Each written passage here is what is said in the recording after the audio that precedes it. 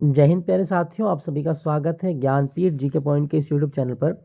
दोस्तों, नई उम्मीदों नई आशाओं के साथ मैं नई सुबह की शुरुआत करता हूं। स्टडी जीके का एक नया मॉक टेस्ट मैं आपके लिए लेके आया हूं। इसमें हम अभ्यास करेंगे स्टडी जीके के बहुत महत्वपूर्ण प्रश्नों का, जो आपके आने वाले सभी एग्जाम के लिए, चाहे वो किसी भी लेवल का आप एग्जाम देने वाले हो, जिनमें जीके पूछे जाता है। तो बिना देर के शुरू करते हैं। आज का पहला प्रश्न क्या कहा गया है? प्रसिद्ध लावणी लोक नृत्य भारत के किस राज्य से संबंधित है? दोस्तों, लावणी जो लोक नृत्य है ये बहुत फेमस है। और ये कहाँ पर है? आपके ऑप्शन है गुजरात, महाराष्ट्र, कर्नाटक या राजस्थान। इसका सही जवाब होगा लावणी। जो डांस है ना, वो आपका महाराष्ट्र का डांस है। तो ऑप्शन बी आपका सही जवाब है, लावणी महाराष्ट्र में। दोस्तों, अगर आपसे पूछा जाए कि महाराष्ट्र में लावणी के अलावा कोई और डांस भी होता है, तो आप बताइएगा कि महाराष्ट्र में एक डांस और होता है। और वो कौन सा डांस है? वो होता है कोली। कोली डांस भी किया जाता है। कोली के अलावा मैं आपको बता दूं, तमाशा डांस बड़ा फेमस है यहाँ का। तमाशा तमाशा के अलावा आपको लेजिम डांस याद रखना है। लेजिम लेजिम भी बहुत आपका आता है आपके एग्जाम में। लेजिम के अलावा गोंधल बहुत पूछता है एग्जाम में। गोंधल अभी ट्रेंडिंग में, एक दो एग्जाम में पूछा गया है गोंधल। तो गोंधल भी आप याद रखिएगा। ललिता बहुत आता है एग्जाम में यहाँ पे, ललिता। ठीक है। पोवाड़ा बहुत पूछता है एग्जाम में, पोवाड़ा। तो ये सारे ही डांस, एक सोंगी मुक्टे बहुत आता है। डिंडी बहुत पूछता है एग्जाम में, डिंडी। धनगरी गाजा बहुत आता है। तो ये सारे डांस आपके कहाँ के हैं? तो महाराष्ट्र के हैं।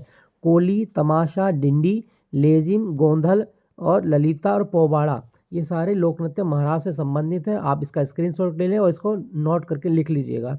हमसे प्रश्न में लावणी पूछा गया, तो महाराष्ट्र का डांस है। दोस्तों, क्या आपको पता है कि महाराष्ट्र का दो त्यौहार मैं आपको बता दूं, तो आप याद रखना। महाराष्ट्र का जो नया साल है ना, उसको बोलते हैं गुड़ी पड़वा। महाराष्ट्र का नववर्ष गुड़ी पड़वा होता है। और महाराष्ट्र में एक त्यौहार होता है पोला। पोला और पोला त्यौहार जो होता है ना, ये फसल से संबंधित त्यौहार है। इसमें बैलों की पूजा की जाती है। तो पोला त्यौहार, जिसमें बैलों की पूजा की जाती है, खेती के लिए बैलों को धन्यवाद किया जाता है, बैलों को सजाया जाता है, तो वो कहाँ पर होता है? वो भी महाराष्ट्र का एक डांस है। आपसे पूछा जाए तो आप इसको याद रखिएगा। ठीक है दोस्तों। अच्छा दोस्तों, क्या महाराष्ट्र में कोई पेंटिंग होती है? तो आप याद रखना, महाराष्ट्र की एक पेंटिंग है बर्ली पेंटिंग। तो बर्ली पेंटिंग का संबंध महाराष्ट्र की बर्ली जनजाति से है। तो ये भी आप याद रखिएगा। आपसे पूछा जा सकता है बर्ली पेंटिंग के बारे में भी। महाराष्ट्र की सबसे ऊंची चोटी का नाम क्या है? कलसूबाई। महाराष्ट्र में जो सबसे ऊंचा शिखर है उसका नाम है कलसूबाई।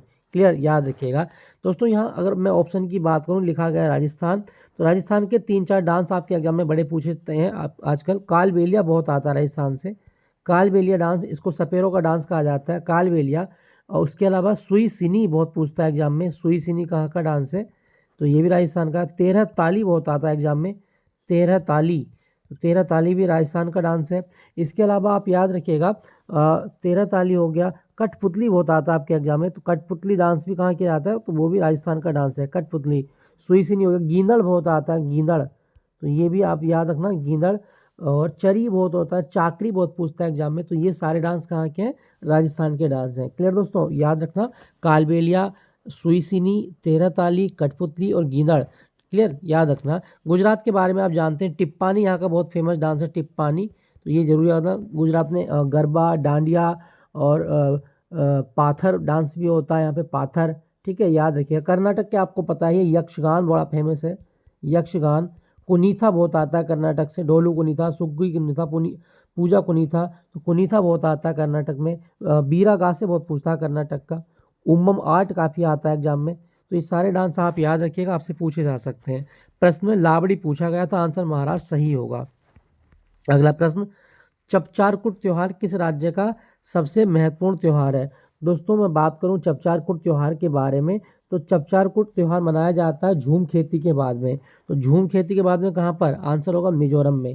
दोस्तों, मिजोरम में चपचारकुट डांस मक्का की खेती के बाद, ये झूम खेती करने के बाद ये मनाया जाता है। और इस त्यौहार पर एक डांस किया जाता है जिसको बोलते हैं बैम्बू डांस। और बैम्बू डांस जो है, इसका नाम क्या है? चेराम। तो चेराम बड़ा फेमस है, कई बार एग्जाम में रिपीट होता है। चेराम नृत्य किस राज्य से संबंधित है? तो दोस्तों, आप इसको बताइएगा कि जो चेराम डांस है वो मिजोरम से रिलेट करता है। और इस डांस को हम क्या बोलते हैं? Bamboo dance. बांस की छड़ियों के साथ होता है, तो इसको बैम्बू डांस कहा जाता है। क्लियर दोस्तों, याद रखना। इसके अलावा मैं आपको बता दूं, म्यांमार में और कौन सा त्यौहार होता है? तो म्यांमार में एक त्यौहार और होता है आपका, और वो कौन सा है आपका, वो है आपका पावलकुट। पावलकुट त्यौहार भी म्यांमार नहीं, मिजोरम की बात हो रही है, तो मिजोरम में मनाया जाता है पावलकुट। ठीक है, क्लियर, याद रखना। दोस्तों क्या आपको पता है कि मिजोरम में कौन से 2-3 लोक नृत्य प्रसिद्ध हैं, तो आप याद रखना, मिजोरम में एक लोक नृत्य है जंग तालम। तो जंग तालम लोक नृत्य है, ये मिजोरम का है, ये भी आप याद रखें। मिजोरम का ना एक डांस है खुल्लम, और खुल्लम डांस की एक खास बात मैं आपको बता दूं, इसमें जैसे कोई नया मेहमान घर आता है तो नए मेहमान के द्वारा ये डांस किया जाता है खुल्लम। तो खुल्लम डांस मिजोरम में नए मेहमानों के द्वारा किसी के घर जाने पर किया जाता है खुल्लम डांस। और दूसरा चेलम, चेलम डांस भी मिजोरम का डांस है, तो ये भी आप याद रखना। तो जंग तालम, खुल्लम, चेलम और चेराम ये सारे मिजोरम के लोक नृत्य हैं। ठीक है दोस्तों, आप इसको याद रखिएगा। दोस्तों मैं मिजोरम के बारे में बता दूं, मिजोरम को हम क्या बोलते हैं, तो मिजोरम को एक नाम दिया गया ब्रिटिश काल में जिसको कहा गया लुसाई हिल। तो अगर आपके एग्जाम में क्वेश्चन आए कि किस राज्य को पहले लुसाई हिल कहा जाता था, तो आप बताएंगे मिजोरम को लुसाई हिल कहा जाता था। मिजोरम के 2 उपनाम भी हैं, कौन कौन से, the land of highlander, the land of highlander अर्थात पर्वतीय लोगों की भूमि, इसको कहा जाता है द लैंड ऑफ हाईलैंडर। और दूसरा मोलेसिस बेसिन, अपने निक्षेपों के लिए इसको जाना गया, तो इसको मोलेसिस बेसिन भी कहा जाता है। तो इसके 3 उपनाम आपको याद रखने हैं, पहला लुसाई हिल कहा जाता है, द लैंड ऑफ हाईलैंडर्स कहा जाता है, मोलेसिस बेसिन कहा जाता है। तो मोलेसिस बेसिन अगर आप कक्षा 7 की एनसीईआरटी पढ़ेंगे तो उसमें ये आपको मिलेगा लिखा हुआ। तो मोलेसिस बेसिन किस राज्य का नाम है, मिजोरम का नाम है। क्लियर दोस्तों, मिजोरम। और मैं आपको बता दूं दोस्तों, मिजोरम में ना एक टाइगर रिजर्व बड़ा फेमस है, कौन सा, दम्पा। तो दम्पा टाइगर रिजर्व ये किस राज्य में है, जवाब होगा मिजोरम में दम्पा टाइगर रिजर्व है। और दूसरा आपको याद रखना है कौन सा, Murlen national park, Murlen, Murlen national park, तो ये जरूर याद रखना। मिजोरम की सबसे ऊंची चोटी है फैंगपुई, फैंगपुई ये मिजोरम की सबसे ऊंची चोटी है। क्लियर, याद रखिएगा। आपसे पूछा गया था चपचारकुट डांस है तो मिजोरम का।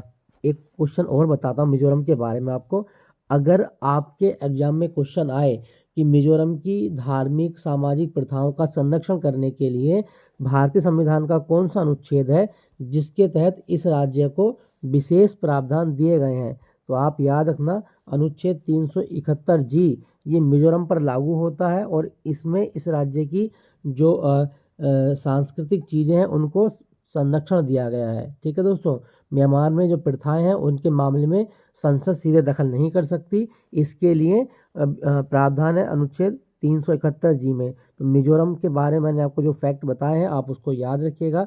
चपचारकुट पूछा गया था, मिजोरम का त्यौहार है, इसकी राजधानी आइजोल। अगर आपके एग्जाम में क्वेश्चन आता है आइजोल किसकी राजधानी है, तो मिजोरम की राजधानी आइजोल है। प्रश्न संख्या 3 की तरफ बढ़ते हैं। क्या कहा गया है, मीनाक्षी मंदिर कहाँ स्थित है। दोस्तों मीनाक्षी मंदिर ये भगवान शिव और पार्वती का मंदिर है। ठीक है, मीनाक्षी जो है ना वो पार्वती का अवतार है, और शिव जो है यहाँ पे एक देवता है इसके गर्भगृह में। तो आपको बताना मीनाक्षी मंदिर कहाँ पर है, सही जवाब होगा आपका ऑप्शन बी, मदुरई में है। ठीक है दोस्तों, मदुरई। कभी कहानी बताऊंगा माता पार्वती यानी कि मीनाक्षी और सुंदरेश्वर भगवान की, किस तरह से इन दोनों का विवाह होता है, किस तरह से उनका जन्म हुआ, जन्म के दौरान मैं फिर बता देता हूँ। देखो एक राजा थे मदुरई के, तो मदुरई के राजा की जो बेटी थी ना, इनको शिव के आशीर्वाद से जन्म हुआ। एक्चुअल में वो बेटी पार्वती थी। ठीक है, और ऐसा कहा जाता है कि जब वो मदुरई के राजा की लड़की पैदा हुई तो उसके 3 स्तन थे। अब भगवान शिव ने जो राजा था उसको, मतलब राजा उसकी दशा को देख चिंतित हो गया, तो भगवान शिव ने बताया कि जिस दिन ये एक सच्चे योद्धा के सामने मतलब आएगी और उस दिन इसका जो तीसरा स्तन है वो गायब हो जाएगा। अब हुआ ऐसा ही, जो मीनाक्षी थी वो बहुत ज़्यादा मतलब बहादुर थी। ठीक है, गद्दी पर बैठी मदुरई की, अपने पिता की जगह मदुरई पर राज किया, और एक दिन युद्ध के दौरान उसकी जो भेंट होती है वो होती है सुंदरेश्वर भगवान से, सुंदरेश्वर भगवान। और इसको ये वरदान था जब इसको कोई सच्चा योद्धा मिल जाएगा, ठीक है, जो वास्तव में वीर होगा, योद्धा होगा, तो उसके सामने आने मात्र से ही इसका जो तीसरा स्तन है वो गायब हो जाएगा। तो मीनाक्षी भगवान सुंदरेश्वर के सामने आती हैं और इनका जो तीसरा स्तन था वो गायब हो जाता है। फिर मीनाक्षी को ये एहसास हुआ कि ये जो सामने व्यक्ति खड़ा है ना, वो और कोई नहीं, वो कौन है, वो शिव है। ठीक है, वो शिव का ही रूप है सुंदरेश्वर। तो इन दोनों का विवाह हो जाता है और विवाह होने के दौरान किस मंदिर में इनकी स्थापना की जाती है, तो वो होगा मीनाक्षी मंदिर। और मीनाक्षी मंदिर कहाँ पर है? तमिलनाडु के मदुरई शहर में बैगई नदी के तट पर ये मंदिर बसा हुआ है। तो ये ज़रूर याद रखना। और अगर आपसे पूछा कि मीनाक्षी मंदिर किस शैली में बना हुआ है, तो द्रविड़ शैली में बना हुआ है, द्रविड़ शैली। ठीक है दोस्तों, द्रविड़ शैली। और मैंने आपको बताया था कि द्रविड़ शैली के जो मंदिर होते हैं ना, उनमें एक स्थान बड़ा महत्वपूर्ण है, गोपुरम, जो आपके एग्जाम में बहुत पूछता है। मंदिरों का प्रवेश द्वार गोपुरम कहलाता है। ठीक है, मंदिरों का प्रवेश द्वार गोपुरम कहलाता है। तो ये जरूर याद रखना, मंदिरों का प्रवेश द्वार क्या है? गोपुरम है। क्लियर दोस्तों, याद रखेंगे। दोस्तों यहाँ पे मैं आपको बता दूं एक चीज़ और। क्या आपको पता है कि महात्मा गांधी 1921 में अर्धनग्न हुए थे? भारतीय किसानों की दशा देखकर उन्होंने प्रण लिया कि जब भारत का किसान केवल एक लुंगी में अपना जीवन व्यतीत कर रहा है, तो इससे भारत में वीआईपी कल्चर डेवलप हो रहा था। और गांधी जी ने प्रण लिया कि जब तक मैं भारत को आज़ाद नहीं करा दूंगा तब तक मैं अर्धनग्न रहूंगा। तो गांधी जी किस स्थान पर जो है वो अर्धनग्न हुए थे? जवाब होगा मदुरई में अर्धनग्न हुए थे। 1921 की वो घटना है। ठीक है दोस्तों, याद रखिएगा, आपसे पूछा जाता है। तो हमसे पूछा गया था मीनाक्षी मंदिर तमिलनाडु के मदुरई शहर में है। अगले प्रश्न की बात करते हैं, क्या कहा गया है? अगला प्रश्न, मणिपुर की राजधानी क्या है? दोस्तों मणिपुर की राजधानी है इम्फाल। इम्फाल, तो सही जवाब इसका इम्फाल होगा। और मैं आपको दोस्तों बता दूं मणिपुर के बारे में, अगर क्वेश्चन आए कि मणिपुर में कौन सा नेशनल पार्क है, तो आप याद रखना Keibul Lamjao national park, Keibul Lamjao national park. और ये मणिपुर की बड़ी प्रसिद्ध झील है। कौन सी? लोकटक झील। तो मणिपुर की लोकटक झील पर केबुल लामजाओ नेशनल पार्क है, जो दुनिया का एकमात्र तैरता राष्ट्रीय उद्यान माना जाता है। ठीक है दोस्तों, और मणिपुर में जो घास के टीले मिलते हैं ना लोकटक झील पर, उनको क्या बोलते हैं? फुमड़ी बोलते हैं। तो फुमड़ी घास के टीले कहाँ मिलेंगे? तो आप बताएंगे मणिपुर में मिलते हैं, लोकटक झील पर। क्लियर दोस्तों, याद रखना। दोस्तों मैं बात करूं मणिपुर के, क्या आप मुझे 3 डांस बता सकते हैं? जी हाँ, तो आप बताइएगा। मणिपुर का एक डांस है लाई हरोबा, लाई हरोबा डांस। लाई हरोबा के अलावा यहाँ पे चोलोम बड़ा फेमस डांस है, चोलोम, ढोल की धुन पर ये नाचा जाता है, चोलोम। तो ये भी आप याद रखना। जगोई बहुत पूछता है, जगोई, जगोई कहाँ का लोक नृत्य है? तो मणिपुर का। और इसके अलावा आप याद रखना चोलोम, जगोई, लाई हरोबा हो गया। और एक और आप याद रखिएगा, लाई हरोबा। चलो अभी आप याद रखना, अभी मुझे याद नहीं आ रहा। लाई हरोबा है, चोलोम है, जगोई है, और चलो बस ये अभी 3 याद रखें। तो तीनों ही डांस आपके एग्जाम में पूछे जाते हैं, तो ये आप याद रखिएगा। ठीक है दोस्तों, और मणिपुर की सबसे लंबी नदी कौन सी है? बराक नदी सबसे लंबी नदी है, बराक। तो ये भी आप याद रखिएगा। मणिपुर के बारे में बता दूं, भारतीय संविधान का एक आर्टिकल है, आर्टिकल 371C। और 371C के तहत मणिपुर को विशेष प्रावधान दिए गए हैं। मणिपुर की जो जनजातीय लोग हैं उनके हितों की रक्षा के लिए, उनकी संस्कृति को बचाने के लिए आर्टिकल 371C के तहत मणिपुर को विशेष प्रावधान दिया गया है। क्या मणिपुर का कोई उपनाम है? जी हाँ, मणिपुर को कहा जाता है ज्वेल ऑफ इंडिया, भारत का गहना कहा गया है, ज्वेल ऑफ इंडिया। किसको बोलते हैं हम? मणिपुर को कहा जाता है। और मणिपुर की स्थापना कब हुई थी? तो आप बताएंगे 21 जनवरी 1972 में मणिपुर की स्थापना हुई थी। राजधानी पूछी गई थी, इम्फाल इसकी राजधानी है। अगला प्रश्न, इडुक्की बांध किस नदी पर और किस राज्य में है? दोस्तों इडुक्की बांध की मैं बात करूं, ऑप्शन है कावेरी कर्नाटक, पेरियार केरल, कृष्णा आंध्र प्रदेश और नर्मदा गुजरात। सही आंसर होगा पेरियार केरल। केरल में है इडुक्की जल विद्युत परियोजना। तो ये आप याद रखिएगा। केरल के बारे में आपको बता दूं दोस्तों, केरल में ना एक त्यौहार मनाया जाता है आपका, और वो है आपका ओणम। राजा महाबली की आत्मा के सम्मान में ये त्यौहार होता है। और केरल का नया साल क्या होता है? विशु पर्व होता है, विशु पर्व। ठीक है, विशु पर्व, ये आप याद रखना, आपसे पूछ सकता है। और केरल के बारे में एक चीज़ और याद रखिएगा, केरल में पेरियार टाइगर रिजर्व भी है। ये जो नदी है ना पेरियार है, तो पेरियार नदी का नाम भी है, और इसी नदी के नाम पर पेरियार टाइगर रिजर्व भी है। ठीक है दोस्तों, याद रखना, आपसे पूछा जा सकता है। केरल का एक शहर है आपका कोचीन, कोचीन को अरब सागर की रानी कहा जाता है। और केरल में एक जगह है कोट्टायम, कोट्टायम में रबर बोर्ड का मुख्यालय है, रबर बोर्ड का मुख्यालय कोट्टायम। केरल के बारे में मैं आपको एक चीज़ और बता देता हूँ दोस्तों, अगर क्वेश्चन आए कि भारत में मसालों का बगीचा, the spice garden of India किसे कहा जाता है? The spice garden of India, मसालों का बगीचा, ये केरल को कहा जाता है। और the abode of abode of God, abode of God, भगवान का अपना घर किसको कहा गया है? तो केरल के बारे में ये कथन कहा जाता है। ठीक है दोस्तों, याद रखिएगा, आपसे पूछा जाए इडुक्की बांध पूछा गया था, पेरियार नदी पर है। क्लियर, याद रखेंगे दोस्तों। अगर आपसे एक क्वेश्चन पूछ ले एग्जाम में कि आप बताओ जो मेट्टूर डैम है, मेट्टूर डैम किस नदी पर है? तो आप बताएंगे कावेरी नदी पर, और ये तमिलनाडु में है।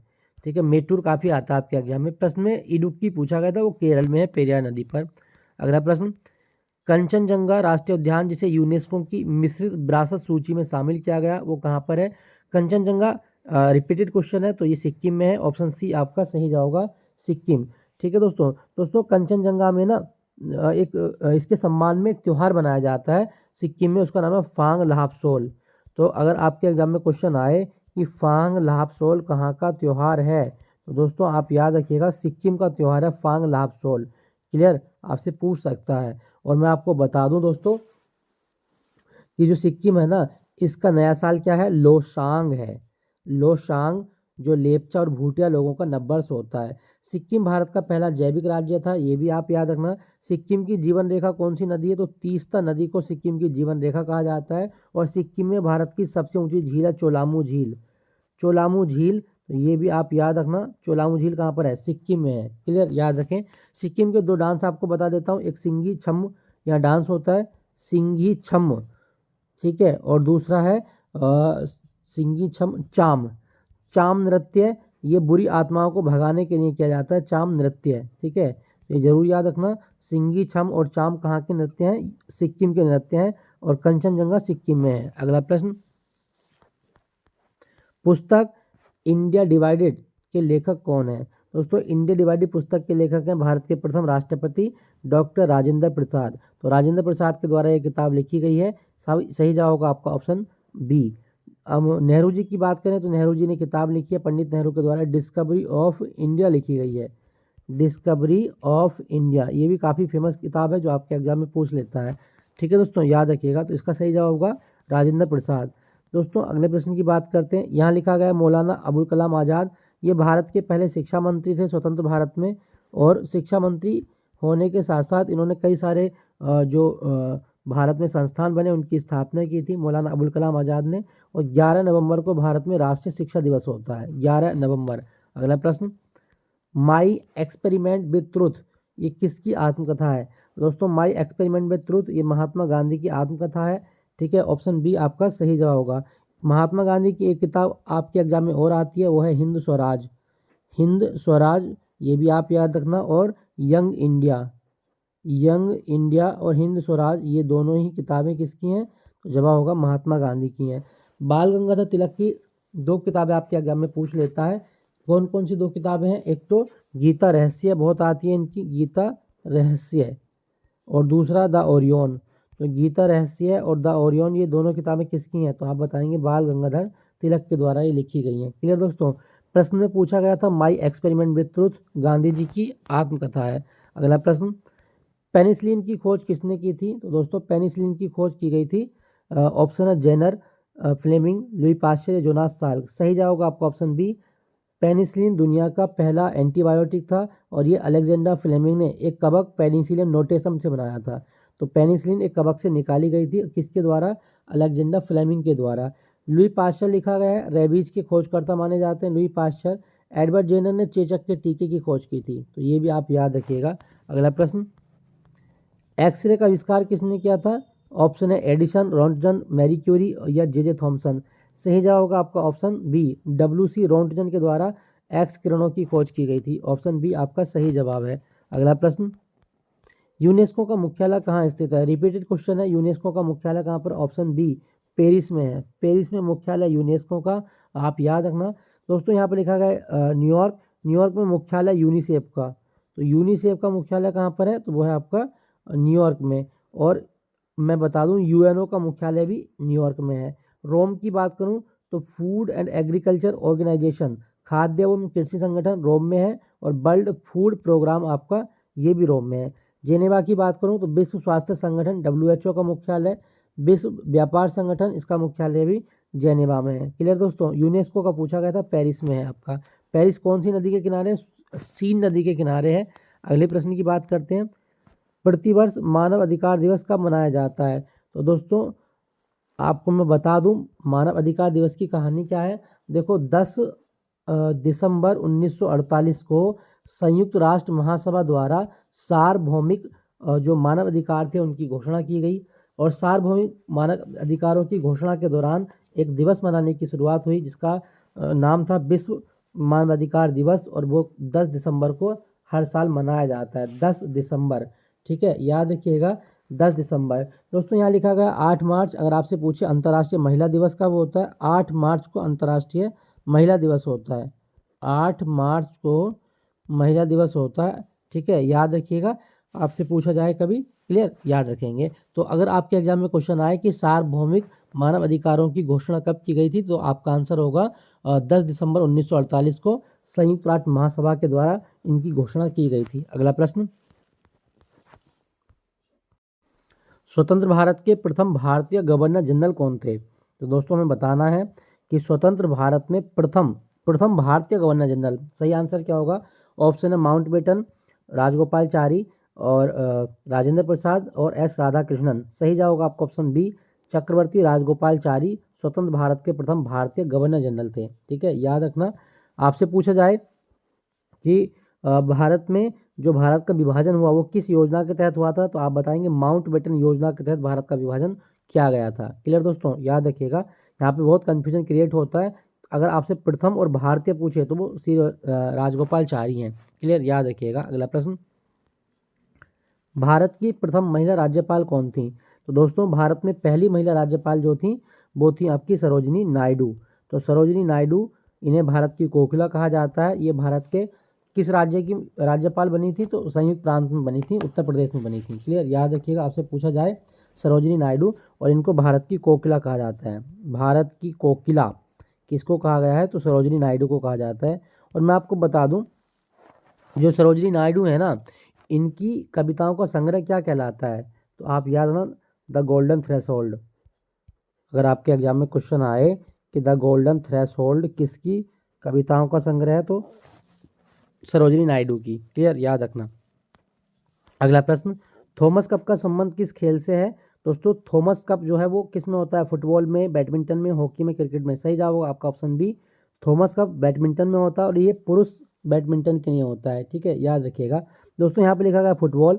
फुटबॉल के लिए इंडिया में जो ट्रॉफी है, जो आपके एग्जाम में बहुत पूछता है, संतोष ट्रॉफी बहुत आती है, संतोष ट्रॉफी। इसके अलावा डूरंड कप बहुत आता है आपके एग्जाम में, डूरंड कप। और मैं बता दूं आपको रोबर्स कप बहुत पूछता है एग्जाम में, रोबर्स कप। तो ये सारे आपको याद रखना है, ये फुटबॉल संबंधित हैं। और एक याद रखना सुपर कप, खैर नहीं आता एग्जाम में। Santosh trophy, Durand cup, Rovers cup, ये फुटबॉल के लिए होते हैं भारत में। यहाँ लिखा गया आपका क्रिकेट। क्रिकेट के लिए दो आप याद रखना, एक तो दलीप ट्रॉफी बहुत आती है एग्जाम में। दलीप ट्रॉफी किस खेल में होती है? तो क्रिकेट में। रणजी ट्रॉफी आप जानते हैं, विजय हजारे ट्रॉफी बहुत पूछता है एग्जाम में, विजय हजारे ट्रॉफी। ये सारे आप याद रखिएगा, विजय हजारे ट्रॉफी क्रिकेट। दोस्तों भारत में खेल दिवस कब होता है? तो 29 अगस्त को होता है, खेल दिवस 29 अगस्त।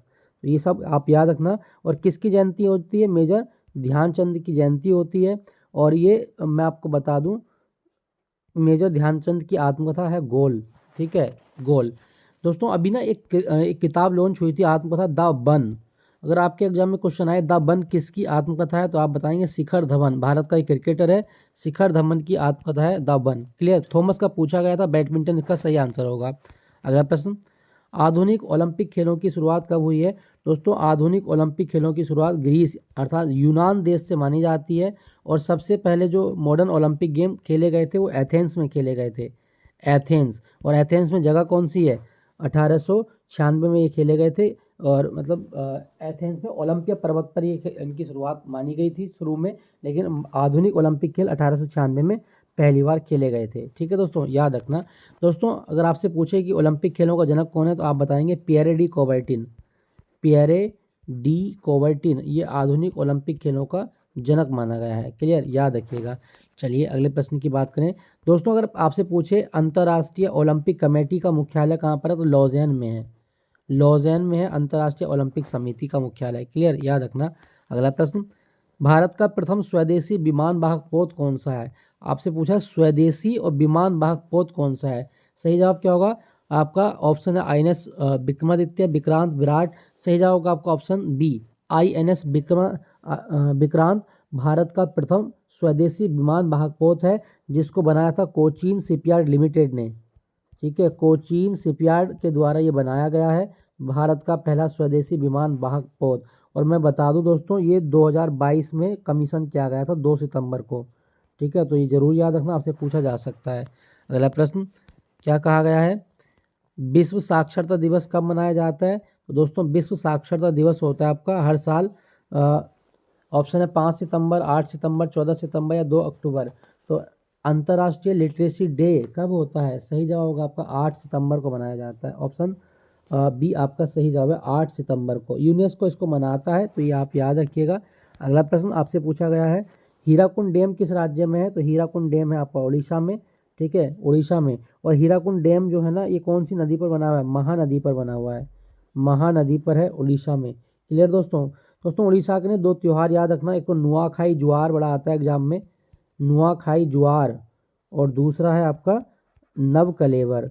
और नव कलेवर त्यौहार भी उड़ीसा में मनाया जाता है, तो ये भी आप याद रखेंगे। क्लियर दोस्तों, आपसे पूछ सकता है। और उड़ीसा की सबसे ऊंची चोटी कौन सी है, देवमाली। देवमाली सबसे ऊंची चोटी है उड़ीसा की। अगले प्रश्न की मैं बात करता हूँ, क्या कहा गया, एशियाई विकास बैंक का मुख्यालय कहाँ पर है। तो एशियाई विकास बैंक का मुख्यालय फिलीपींस की राजधानी मनीला में। मनीला में है। और मनीला में ना अंतर्राष्ट्रीय चावल अनुसंधान केंद्र का मुख्यालय भी है।